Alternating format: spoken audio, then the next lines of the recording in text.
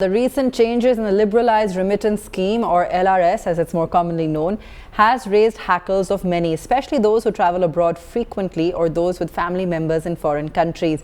BTTV Siddharth Zarabi spoke to one of India's foremost economists, Surjit Bhalla, on why he thinks the move is regressive for a liberalised India.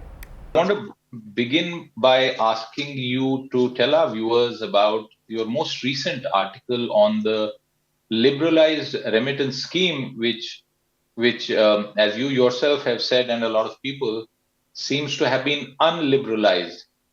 What really has driven this decision from your understanding, sir, especially because a subsequent clarification said that transactions up to 7 lakh Indian rupees will not be under its ambit?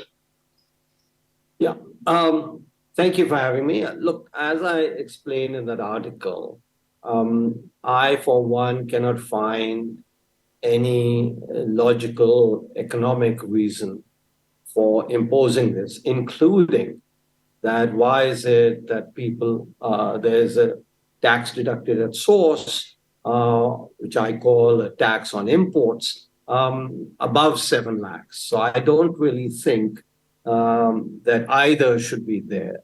And given that the first one, they've already removed the TDS for less than 7 lakhs, my hope they'll reduce all TDS above 7 lakhs. And indeed, if I may go a step further, that given, India has really performed exceptionally well in terms of financial technology and in terms of tax generation. Indeed, I will soon be writing another piece where, and I had written this earlier, so this is not anything new, that if you look at the aggregate tax collection in India, that is state, local, and central, all taxes, that as a proportion of GDP, we are indeed above, and quite significantly above, what our peer group, where our peer group is defined as those with broadly the same level of income that we have. Now, when I talk to people, and perhaps you even, they say, oh, our total tax to GDP ratio is 19%.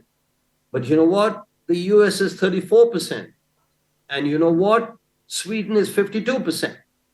So I think such comparison with advanced economies is completely inappropriate, completely incorrect. Just like a comparison with Saudi Arabia's low tax to GDP ratio is also completely incorrect. So you have to compare like with like. Hence, coming back to the original question of why this LRS tax, I don't find any economic justification for imposing that tax. You also said in your piece, and I will cite that the government has attempted a baby first step in modifying the policy to expenditures above 7 lakh. Sadly, nothing will be gained by this restriction. Please do not shoot yourself in the foot. The only mature policy is to forthwith bury the modified LRS policy. Given the fact that it's a consequence of the finance bill and the procedural hurdles, do you see scope for the government to step back and say maybe this was misconceived? Absolutely. I mean, there's nothing, throughout our history, about it, that governments change policy midstream. And indeed, where I would take, there's a silver lining in all of this. They said this will be implemented from July the 1st. And that's more than a month away. So there's, lots of scope. I think the very fact it wasn't implemented immediately shows it was a trial balloon. And I think, that's how policy should be made, throughout a trial balloon.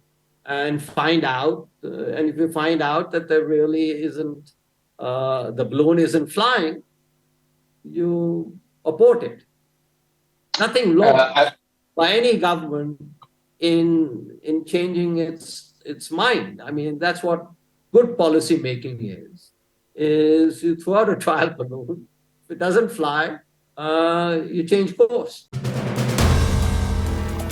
If you like the video, do like, comment, share and subscribe.